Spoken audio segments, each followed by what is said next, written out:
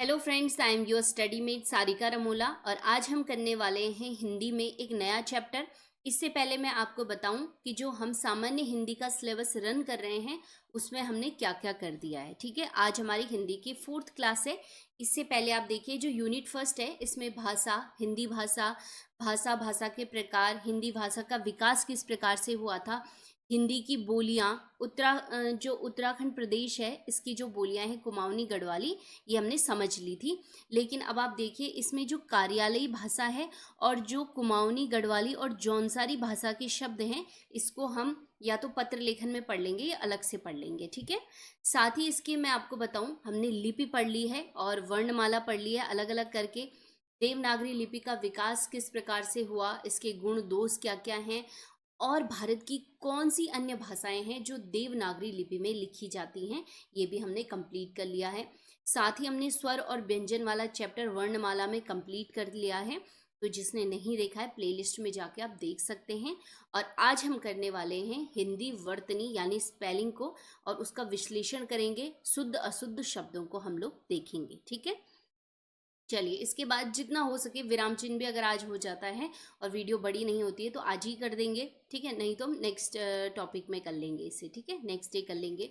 साथ ही मैं आपको बताऊं कि अगर हमें सिलेक्शन चाहिए किसी को भी, तो आप लोगों को सिलेबस के अकॉर्डिंग, पहले मैंने आपको बताया, आप खूब सारा सिलेबस को रीड करिए। हर दिन जो पढ़ाई कर रहे हैं आप एक नज़र फिर से सिलेबस को देखिए और सिलेबस से बाहर मत भटकिए आप लोग।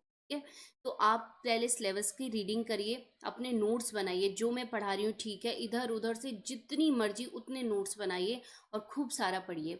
जो कॉमन चीज़ें हैं वो आपको आनी चाहिए, और कुछ डिफरेंट के क्या नया पूछ सकता है आयोग और यूके ट्रिपल एससी। ठीक है, तो इस चीज़ को ध्यान रखना है।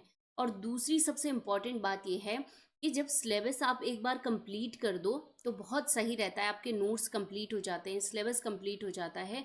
तो जब कभी नया सिलेबस आता है तो उसमें या तो कुछ चीज़ें हटा दी जाती हैं या कुछ चीज़ें ऐड की जाती है, पूरी की पूरी चीज़ें नहीं हटाई जाती हैं। तो उस टाइम पे हमारे लिए बहुत इजी होता है ये देखना कि हमने क्या क्या पढ़ लिया है, क्या नया पढ़ना है, या हमने सारा पढ़ लिया है और कुछ इन्होंने हटा दिया है तो वो हमें स्किप कर देना है। ठीक है, तो ये आप लोग समझ लेंगे, बाकी मैं आपको बताती रहूँगी हम सिलेबस के अकॉर्डिंग कैसे कैसे पढ़ें। ठीक है, और बहुत सारे बच्चों ने, ज़्यादातर बच्चों ने यही कहा कि हम टॉपिक वाइज ही जो हमारा सिलेबस है उसको कंप्लीट करें, तो हम टॉपिक वाइज ही करेंगे। ठीक है, बीच बीच में प्रैक्टिस सेट में आप लोगों के डालती रहूँगी हल्के फुल्के, लेकिन जब एग्ज़ाम होंगे तो उस टाइम पे हम ढेर सारे प्रैक्टिस सेट करेंगे। ठीक है, चलिए तो आज का जो हमारा चैप्टर है वो है वर्तनी, जिसे इंग्लिश में कहते हैं स्पेलिंग। ठीक है, वर्तनी का मतलब क्या होता है, देखिए पहले इस चीज़ को समझिए। वर्तनी, और इस चैप्टर की एक और शर्त है कि आप जैसे आज वर्तनी करेंगे आप, तो ऐसा नहीं कि जो शब्द हमने लिख दिए बस वही एग्जाम में पूछे जाएंगे। आप वर्तनी चैप्टर के लिए हर दिन 5 से 10 मिनट निकालिए, और केवल सुनने से और देखने से नहीं होगा, इसको आप राइटिंग करते रहिए। आप वर्तनी वाले चैप्टर के लिए भले 10 पेज छोड़ दो। ठीक है, और उनमें से हर दिन 5 5 10 10 शब्द नए नए लिखते रहो कि कौन से शुद्ध हैं और कैसे कैसी अशुद्धियां हम लोग कर देते हैं इसमें। ठीक है, चलिए सबसे पहले हम बात करते हैं कि जो आखिर वर्तनी होती है, स्पेलिंग होती क्या है। तो हम हिंदी में ही बेसिकली, अब हिंदी पढ़ रहे हैं तो हिंदी की बात करेंगे।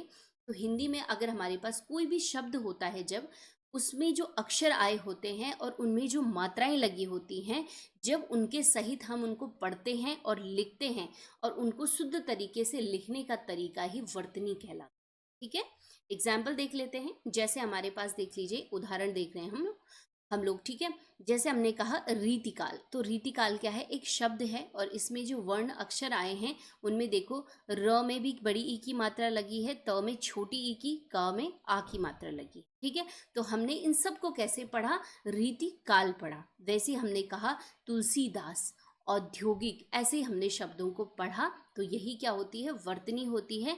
जब हम शब्दों में जो मात्राएं हैं उनका सही तरीके से उच्चारण करते हैं और उनको सही तरीके से लिखते हैं, यही वर्तनी। ठीक है, चलिए वर्तनी की दूसरी शर्त क्या होती है कि वर्तनी का जो सीधा संबंध होता है वो उच्चारण यानी प्रोनाउंसिएशन से होता है। जैसा हम लोग उच्चारण करेंगे वैसा ही हम लोग लिखेंगे। हिंदी में ये सबसे बड़ी चीज होती है। ठीक है, अब हमने एग्जाम्पल देख लेते हैं। उदाहरण के लिए मैंने आपको बोला, जैसे आप लोगों को नहीं पता, किसी बच्चे को ठीक है। तो बच्चे को इसलिए अगर आप देखेंगे छोटी क्लास में बार बार बोल के जोर जोर से बोलने के लिए कहा जाता है, ताकि उसकी जो वर्तनी है, शब्द हैं, वो शुद्ध हों और हम समझ पाएं कि वो क्या बोल रहा है, ताकि वो वही लिखता भी है फिर। ठीक है। आपने बच्चों की कॉपी के ऊपर देखा होगा छोटे में क्या लिखते हैं, रीड एंड राइट, सॉरी हाँ, रीड एंड राइट लिखा रहता है, यानी पढ़ो और फिर लिखो। तो अगर हमने कहा बच्चे को, हमने बोला ही क्या कि आकाश लिख दे, है ना, तो उसने तो वही लिखना है जो हम बोलेंगे, लेकिन हमने यहाँ पे आकाश क्या बोल दिया, उसको गलत बोल दिया, उसने वही लिख दिया। लेकिन वास्तव में क्या बोलना चाहिए था, हमें बोलना चाहिए था आकाश। ठीक है। तो लिखेगा भी फिर सही बच्चा। तो ये होती है वर्तनी, जैसा हम लोग उच्चारण करेंगे वैसा ही हम लोग उसे लिखेंगे। ठीक है। चलिए, और हिंदी की तो ये खास विशेषता है कि जो बोला जाता है वही लिखा जाता है। अगर हम अशुद्ध उच्चारण करेंगे तो वर्तनी को भी हम अशुद्ध कर देंगे, ये चीज़ ध्यान रखनी है। अगर इंग्लिश की अगर हम बात करेंगे, तो इंग्लिश में मैंने आपको जैसे कहा कि कम हेयर अलग अलग तरीके से, लेकिन हमें पता है कि कम हेयर की स्पेलिंग क्या होगी, COMEHERE, ये होगी कम हेयर की। चाहे हम उसे किसी भी स्टाइल में बोल लेंगे, हम उसे ऐसे ही लिखेंगे, है ना। लेकिन हमने आकाश को आकाश बोल दिया तो ये गलत हो जाएगा, हमने आकाश बोला तो ही सही होगा। लेकिन हिंदी की बात क्या होती है, जो बोलेंगे वही लिखेंगे भी, तो दोनों चीज़ें अलग अलग होती है। ठीक है। अब हम एक साइड देखेंगे, कुछ अशुद्ध वर्ड हैं और अशुद्ध शब्द हैं, और दूसरी तरफ शुद्ध शब्द हैं। तो हम ये देखेंगे कि क्या क्या इसमें चेंजेस हैं। ठीक है। क्योंकि ये जो चैप्टर है ये यही है कि क्या क्या अशुद्धियाँ होती हैं, उनको किस प्रकार से शुद्ध किया जा सकता है।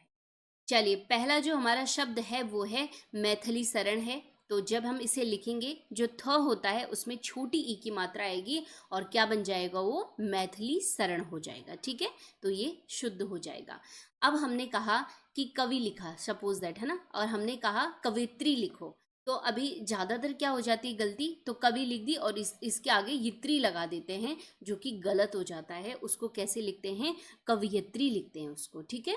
व पे छोटी ई की मात्रा नहीं लगती है, इसे ध्यान रखेंगे। चलिए, नेक्स्ट देख लेते हैं। लिखा है विदुषी, तो क्या आ जाएगा, छोटी ई की मात्रा आएगी, व पे विदुषी हो जाएगी। ऐसा ही नेक्स्ट शब्द है वो है उज्ज्वल। तो उज्ज्वल में क्या गलती हो जाती है, देखने में तो बिल्कुल सही लग रहा है कि उज्ज्वल सही लिखा है, लेकिन इसमें जो ज होती हैं दोनों, वो क्या होती हैं, आधी होती हैं, इसे ध्यान रखना है। तो राइट क्या हो जाएगा, उज्ज्वल। आपको डिफरेंस पता चल रहा होगा, दोनों ज क्या हैं, आधी हैं। वैसे ही हमने देखा कलेश लिखा हुआ है। अब हमने बोला तो श का साउंड, जो श तीन सा होती हैं उनमें से दो श होती हैं, उनका साउंड क्या होता है, SHE होता है, एक का SA होता है। ठीक है। स से सपेरा वाले का। तो प्रोनाउंसिएशन तो हमें ऐसे लग रहा है कि दोनों का एक जैसा ही है, लेकिन इसे प्रैक्टिस, राइटिंग भी मैंने कहा इसमें ज़रूरी है। तो जब इसमें हम बार बार प्रैक्टिस करेंगे तब पता चलेगा क्या क्या शब्दों में अंतर होता है। ठीक है।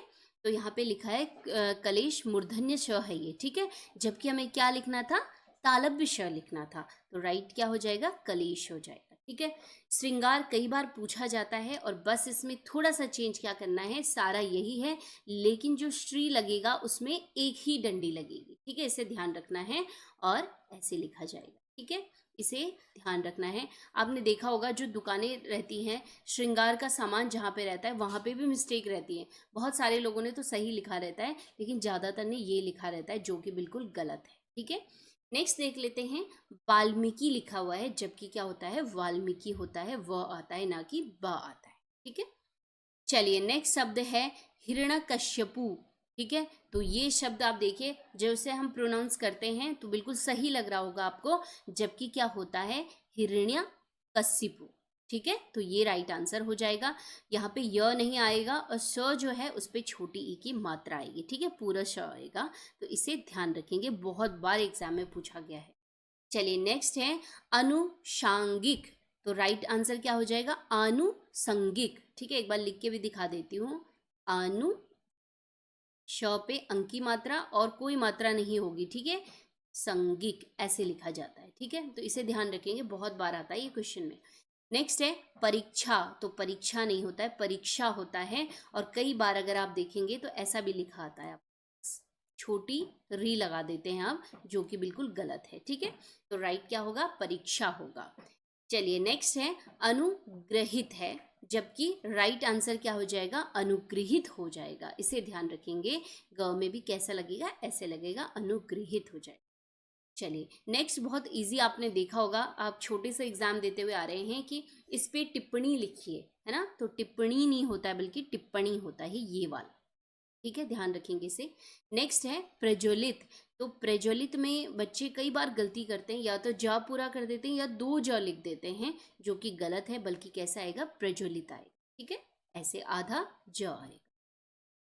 चलिए नेक्स्ट है, बहुत बार ये क्वेश्चन आया है ये वाला, परलौकिक। तो परलौकिक नहीं होता है बल्कि क्या होता है, पारलौकिक, ठीक है, इसे ध्यान रखेंगे, बोलते भी चलेंगे, पारलौकिक, बार बार बोलेंगे उसे।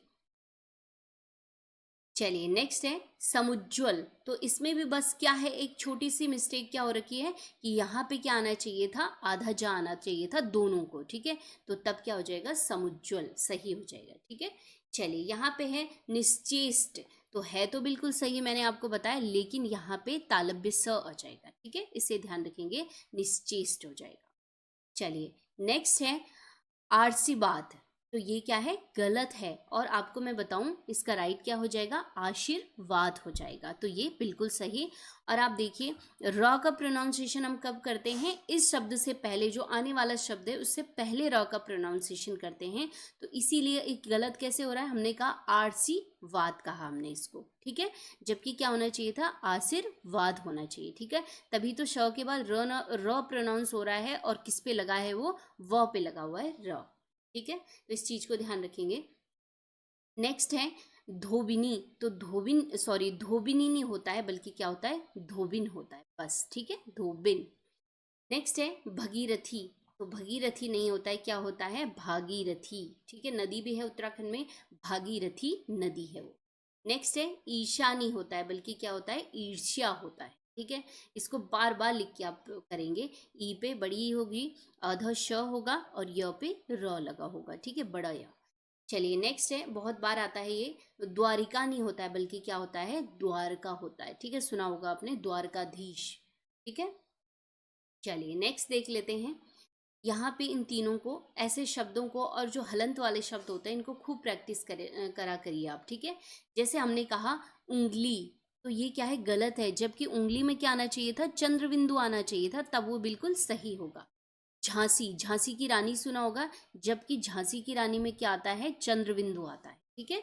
चलिए बहुत सारे लोगों ने दिनांक गलत लिखा रहता है, दिनांक के ऊपर चंद्र बिंदु लगाया रहता है, जबकि क्या होता है, एक बिंदु होता है, अंक से अंगूर वाला बिंदु होता है, ठीक है, दिनांक, ठीक है। चलिए एक और है नया, मतलब एक शब्द है निशुल्क। तो जहाँ पे भी आपको निशुल्क ऐसा लिखा हुआ मिलेगा वो बिल्कुल गलत होगा, क्योंकि नी के बाद विसर्ग जरूर लगा होना चाहिए निशुल्क में, तब जाके वो बिल्कुल सही होगा, ठीक है।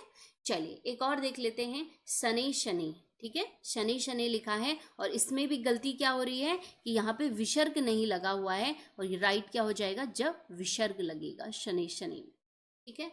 चलिए नेक्स्ट, आपने सुना होगा बहुत बार, जैसे मिसाइल रॉकेट का प्रक्षेपास्त्र किया जाता है, तो इसमें छ नहीं आता है, बल्कि क्षत्रिय वाला छ आता है, ठीक है, क्षत्रिय वाला, ठीक है। तो चलिए नेक्स्ट है संक्षेप। तो संक्षेप नहीं होता है, संक्षेप होता है, ठीक है, इसमें भी छ और श में अंतर देखिएगा, क्षत्रिय वाला अक्षर, ठीक है। चलिए नेक्स्ट है ऐतिहासिक। ऐतिहासिक नहीं होता है, बल्कि क्या होता है, ऐतिहासिक, हा में आ की मात्रा। चलिए नेक्स्ट देख लेते हैं, विधिवत नहीं होता है, बल्कि क्या होता है, विधिवत होता है, ठीक है, ध में छोटी की मात्रा और हलंत जरूरी होता है, तब आएगा विधिवत, ठीक है।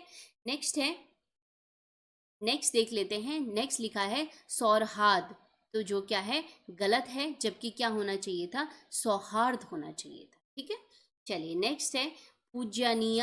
तो ये गलत है, जबकि क्या होना चाहिए था, पूजनीय होना चाहिए था, ठीक है। इन्हें प्रैक्टिस करते रहेंगे। एक आपने सुना होगा राहुल सांकृत्यायन। तो ये बिल्कुल गलत है, सांस्कृत्यायन नहीं होना चाहिए था, बल्कि सांकृत्यायन होना चाहिए। चलिए नेक्स्ट है जागृत, जो कि गलत है, क्या होना चाहिए था, जागृत होना चाहिए था, ठीक है। चलिए नेक्स्ट देख लेते हैं जीजी विशा। और इसको आप देखिए बहुत बार एग्जाम में आता है, इसको कैसे लिखना है, लिखना सब वही है, यहाँ पे व हो जाएगा, और कैसे होगा, बाकी जीजी विशा हो जाएगा, ठीक है, ब नहीं व होगा, छोटी ई की मात्रा, बड़ी ई की मात्रा, फिर छोटी ई की मात्रा, तो इसे याद रखेंगे, छोटा बड़ा छोटा, ठीक है। तो क्या हो जाएगा, जीजी विशा हो जाएगा, ठीक है। चलिए नेक्स्ट है ज्योत्सना। तो प्रोनाउंसिएशन तो बिल्कुल वैसा ही है, लेकिन अंतर क्या है कि जो इस स है इसको भी क्या हो जाना चाहिए था, आधा हो जाना चाहिए था। और इसमें अगर आप देखेंगे जिनका नाम भी ज्योत्सना होता है वो कई बार वो भी मिस्टेक कर देते हैं। जब हिंदी में लिखते हैं तो ज्योत्सना को कैसे लिखते हैं, अध त अध स और ज्योत्सना। चलिए नेक्स्ट देख लेते हैं। नेक्स्ट है रासायनिक। तो गलत है ये, जबकि क्या होना चाहिए था, रासायनिक, ठीक है। रा में आ की मात्रा होना चाहिए था, ठीक है। नेक्स्ट है कुमुदनी, ठीक है। तो ये जबकि सही क्या होना चाहिए था, कुमुदिनी, ठीक है। द में छोटी ई की मात्रा होनी चाहिए थी, कुमुदिनी, ठीक है, कुमुदिनी। नेक्स्ट है अधिशासी। तो आप देखेंगे जो ये श है मूर्धन्य श, इसकी जगह में क्या होना चाहिए था, स होना चाहिए, स से सपेरा वाला, ठीक है। तो अधिशासी हो जाएगा। नेक्स्ट है हतोत्साह। तो हतोत्साह नहीं होता है, बल्कि क्या होता है, हतोत्साहित होता है, ठीक है। लिख के आप प्रैक्टिस करेंगे इसे। चलिए नेक्स्ट, कई जगह में आपने देखा होगा लिखा रहता है मानवीकरण। तो ये गलत लिखा है, मानवीकरण नहीं होता है, बल्कि क्या होता है, मानवीकरण होता है, व में बड़ी ई की मात्रा होती है, ठीक है। चलिए नेक्स्ट है उपलिखित। तो उपलिखित नहीं होता है, बल्कि क्या होता है, ऊपर लिखित होता है, ठीक है। चलिए नेक्स्ट जो है युधिष्ठिर नहीं होता है, बल्कि क्या होता है, युधिष्ठिर होता है, ठीक है। इसमें चेंजेस क्या होंगे, जो श है ये कौन सा होगा, मूर्धन्य श होगा, वो भी आधा, और ट नहीं हो बल्कि ठ होगा, तब होगा युधिष्ठिर। तो बहुत बार एग्जाम में पूछा जाता है ये, और छोटी सी इसमें क्या होती है मिस्टेक, तो गड़बड़ हो जाता है, इसलिए शुद्ध शब्द को बार बार लिख के प्रैक्टिस करनी है, ठीक है। तो ये इंपॉर्टेंट शब्द एक और देख लेते हैं। देखिए क्या लिखा है, उद्ग्रीव लिखा है, ठीक है, त लगा है उत्ग्रीव, तो जबकि क्या होना चाहिए था, उद्ग्रीव होना चाहिए था, ठीक है, द लगा होना चाहिए था। चलिए नेक्स्ट लिखा है व्यक्तिक, जबकि व्यक्तिक नहीं होता है, बल्कि क्या होता है, वैयक्तिक होता है, ठीक है। जैसे आपने देखा होगा पर्सनल जैसे बोलते हैं। नेक्स्ट देख लेते हैं, रचयिता नहीं होता है, बल्कि क्या होता है, य में छोटी ई की मात्रा होती है, रचयिता, ठीक है।